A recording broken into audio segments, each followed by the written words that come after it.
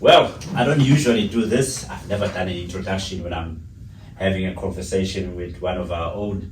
And today I have the privilege and the honor to speak to the celebrity coach, Coach Duncan Crowie.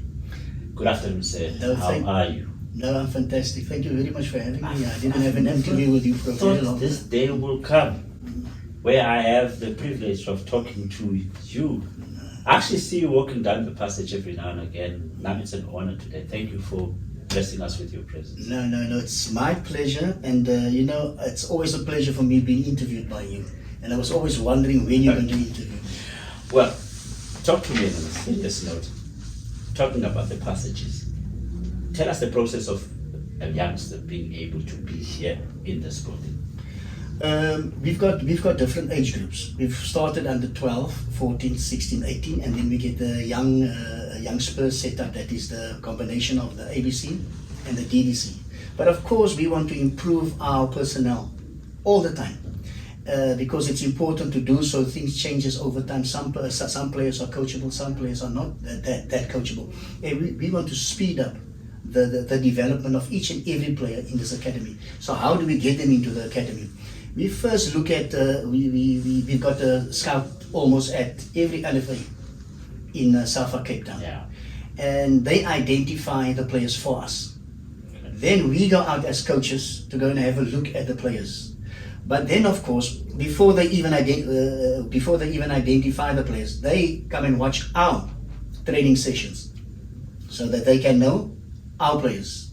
And then, of course, we need players that are better than our players. But in scouting a player, it's important for us to be there early. Why early? Before they warm up? Because it's early to see what type of character the player has. Because 9 times out of 10, you will pick up on the attitude, the character of a player during the warm-up. Because when he plays, everybody wants to play. But how he warms up, how he goes about preparing him for the game is important. And that's one thing we take into consideration. Because after all, we want a player in the club, not only that's a good player, but that's a good person as well. Because we're going to develop them through the different age groups, as I've mentioned, and we want them to be sustainable. We want them to last long in our academy so that they get used to our philosophy and our culture so that they can be a great success in our first team. If you just tune in, we're just talking to Coach Duncan Crowie. He is the head of youth here at Cape Town Spurs. He's unpacking the first part of our conversation. It was about how do we get the player in the building. Now let's talk about the success of our youth teams at Cape Town Spurs. What prompts this success in our youth team? Success is a very open word when we talk about development. Yeah. Some of us will think success is just, let me have a look at your trophies. Let me have a look at the log. With the log standing, where you are in the log standings. But it's an overall thing. The success of our juniors, how many of them make it into the first team? How quick they develop, because that is what it's all about. Getting players, developing players in our youth divisions to make them first team players for us. And that is successful. We can win all the trophies. We can win, I'm not going to mention any trophy as a main trophy in the Western Cape. Yeah. I'm not going to mention any name. But for me, the biggest trophy is when I see a player running onto the field, one of the junior players that came through the development, runs onto the field at Athlone Stadium or at Cape Town Stadium wearing the colours of our first team. That is the trophy, and that gives me that thrills. We're going to unpack that part, the end product. But I just want to go back a little bit and talk about the specific successes that you had on the field as a youth coach in terms of winning the trophies that have passed on. Take us through to the preparation going towards the Bay Hill, it could be the Kensington tournament, it could be any of the other tournaments. What is the plan behind Cape Town Spurs when they go into these tournaments? Yeah. The last part of the question, that is the important part. I think it is, what is the preparation going into and why do we go into these tournaments? I believe we must play more tournaments. A tournament is not only about playing the game. That we can see at training, that we can see in the league games. But with the tournament comes the psychological part as well. How do I cope with the pressure during a tournament? There are 3 teams, 4 teams in a tournament, in a group. We must end up at least in the first two, or we must end up first to avoid this team and that team. That is pressure that comes with it. And how each player, the talented ones as well, they cannot always deal with that pressure. And how they deal with that pressure will give us an idea of more or less how far that player will go in our structure and what type of professional player he will be. So playing in tournaments is vital. That is why we play in as many tournaments as possible, and that will not only develop our players, but our coaches as well, because they need to deal with the pressure to develop our players even better. Talking about developing these players, what is the link up between Cape Town Spurs, the development side, and the national teams, especially junior national teams, and how is the communications between clubs and the national teams? You know, the good thing about it, and makes me proud to be a part of this club, is whenever our players represent the national teams, we always communicate. I always phone the national team coach to find out the behavior of the players, especially when they're away from us. Let's call it away from home. When they're amongst other players, how they behave, and how are they coachable at that level. And the good thing is 9 times out of 10, they come back and they say they want more players. If it was Ajax, and now that it's Cape Town Spurs, they want more of these type of players because it's easier to work with. And that makes us proud, because if you look outside against our stands, the values that we try to inculcate in our players. So if that is the news coming from the national teams, it's a sign that the values we've got against our wall is working for us. And as you know, each player has a small hardcover where they must live the values, the 3 H's: hard work, humility, and what's the other one? Hard work, humility, the respect, discipline. It's a five of it, and how they live it through the week. They write it in. Obviously, humble being the yes. How they go through it during the week. They write it in the book. I have a look at most of it, not all of it. I cannot go through all of it in a week. Have a look at it, and you know, even from the under 12 to the ABC team, they fill in those books, and it's heartwarming to see how they live their values away from this club, at school or at work or wherever they are. So that is a good thing. As I mentioned earlier, we want to create and develop good people, not only good soccer players. Tell me, is it hard to find the coaches that meet this high standard criteria that you just mentioned? Like we train the players as far as the philosophy of the club.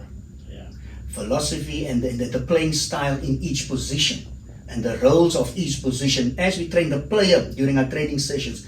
Long before the pre-season starts, we have coaches meetings where we discuss how we're going to draw up our training plans, how we're going to coach whatever section of our syllabus we are busy coaching. And we've come up with something that let's call it a spiral development. Spiral development, where we come back to what we start with, we develop it, and at a later stage during the spiral, during the season, we come back to that specific. With the younger ones, it's more about the technical part. For the older ones, it's more about the tactical part. How do they understand it? Did they learn something previously when we worked on it? How can we do it better, and how they improve on it? Then we can see whatever we did, if it worked.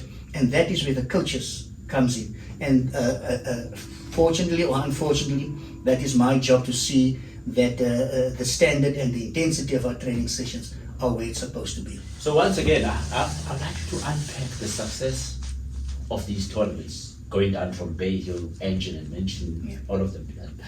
Please break it down for me. How do you guys make it work? Like I've mentioned, the tournaments are it's a very important part of the development of the players, the psychological development, the attitude going into these tournaments. And if you look at the last 3 years, you know, the Baileys was probably the main youth competition, the best under 19 competition in the country. And everybody wants to play in the Bail, and everybody wants to be successful in the Bail. And we won the Bail more than any other club. For the last 3 years, we've been in the final of the Bail. So that is a sign that the process at the club is working. You know, we had 3 finals, 3 different coaches. So it's not the case of the coach being the good coach that makes us successful in these tournaments. I was the coach when we won it 3 years ago. Yeah. Andy was the coach when we reached the final. We lost in the final to Grassy Park last year. This year, Tyron Arendse was the coach that won it. So it's 3 different coaches and three teams into the final. So that is a sign of the process. You must just let everyone understand. How do you get that momentum? How do you get that right? How? Because I'm sure Cape Town City have been around now for quite some time, but they haven't even tasted the final. But I'm not going to assume they're not a good team. Stellenbosch seems to be flying, right to our neighbors, but they don't seem to be able to get there. But how do you get it right? Like our DDC team, it's under 23. 3 overage players can be in that squad. Yeah. We've got 16-year-olds playing in that squad. So when we have players that's over 23, that 16-year-olds will be a little bit more experienced. We'll bring in more 16-year-olds, and so on. The conveyor belt will continue. The same with the Bale. We had a player I've mentioned 3 years ago when I was the coach and I won it. Liema was there. There were 4 players that played in that team. This year, that's 3 years later, they were still in the team. So there's a continuity, the conveyor belt that I'm talking about. There's continuity as far as these players coming through. And already we've got a Denovian that's 16 years old. We've got a Ed Milson that is 16 years old. They are making waves in the DDC under 23. Aren't we supposed not to be mentioning names because someone else might want to take your players away from you? But the player, I hear what you're saying, and it is what it is. Whatever happens, we had so many good players in our club. That's not with the club anymore because of whatever reason. But there's always another one coming. I want to touch on that. Because, there's always another one coming. Because you seem to be putting the players on the platform for everyone else to see. How do you keep them hungry and motivated? That depends on the individual itself. We had a meeting now the other day and one of the coaches said, that player, he wants to be here. He wants to make a difference. But he mentioned another player that's been at the club at the same time. Does he really still have that hunger to be here? And that is the things that we must identify during our training sessions, during our games, and that is where we must use a certain skill to try and motivate the players, to try and make that player understand where he's going to and what he needs to get there.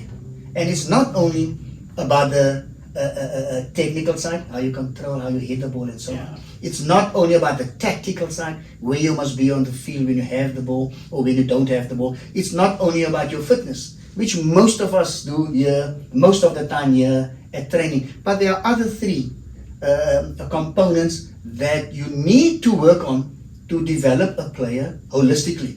And that is the psychological side, his mental side, his attitude, how he sees things, where he wants to be, how determined he is. Then the sociological side, who's his friends? What's his attitude away from the game when he's at home? Who does he mix with at home? Is it the wrong crowd that he mixes with? We need to deal with that as well. And then of course you need the energy, and that is the nutrition. So those 6 things, those 6 components are important for our coaches to know. And those are the things that our coaches need to work on. Not only what they do on the field, the first 3 that I've mentioned, technical, tactical, and fitness, but the other 3 are just as important. Because people listening, and you must probably know as well, and I definitely know of players that played with me, teammates that played with me, that I think was better than me, but they didn't make it. Why? 9 times out of 10 is because of attitude or lack of good attitude. So the attitude is important, and that off the field things, that's important as well. My last question will be talking about the cherry on top. What goes through your mind when you actually go watch the first team on Saturday when they play at home, and that lineup comes in, and all the faces of the players that are in that lineup seems to be very familiar? You've gone on a long journey with them. What goes on to your mind at that time?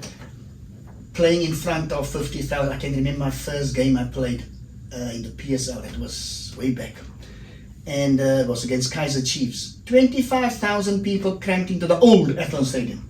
It was packed. There was a scoreboard. They sat on the scoreboard as well. They could not everybody could come in. That gave me goosebumps. But nothing gives me more pleasure than seeing a youngster that you've worked with, and especially a youngster with a good attitude, runs out for his debut with the first team. You know, that gives me that goosebumps. It still makes me emotional. Yeah. And the last few games that the first team play, well, we're not doing well, and people can argue about that. But it's the thing, our first team is not being overwhelmed by our opponents. Yes, we're not in a good position, but we're not overwhelmed by our opponents where they walk all over us. The point I want to make is, for the last few games, 7 players in the starting lineup came through the youth, and they held their own against the mighty Sundowns. People call them playing against Bafana, beating certain teams, losing narrowly against certain teams. That is a sign that the academy is on a good footing. People can talk about the lock position of the first team, but they're holding their own. The point is, they're still young. And if they make a deal with us, it will go a long way. If they go somewhere else, we prepare them in a proper way. So that gives me that good goosebumps. And that makes it a pleasure and makes me want to come back to training to see the next one, making it into the first team. Well, it is him, my celebrity coach here at Cape Town Spurs. It's been a pleasure going on the journey of the success story within our youth development at Cape Town Spurs. I hope it's not the last time that you give me this opportunity to talk to you. And I wish you all the best for the upcoming season. The season of the juniors is starting soon. That's right, starting this weekend. I hope you all the best. Started last weekend. You started last week. Yes, right. That's good. How's it going with the ABC, by the way? We mid-table. Very happy with that. Usually we struggle towards at the beginning, which puts us on the back foot.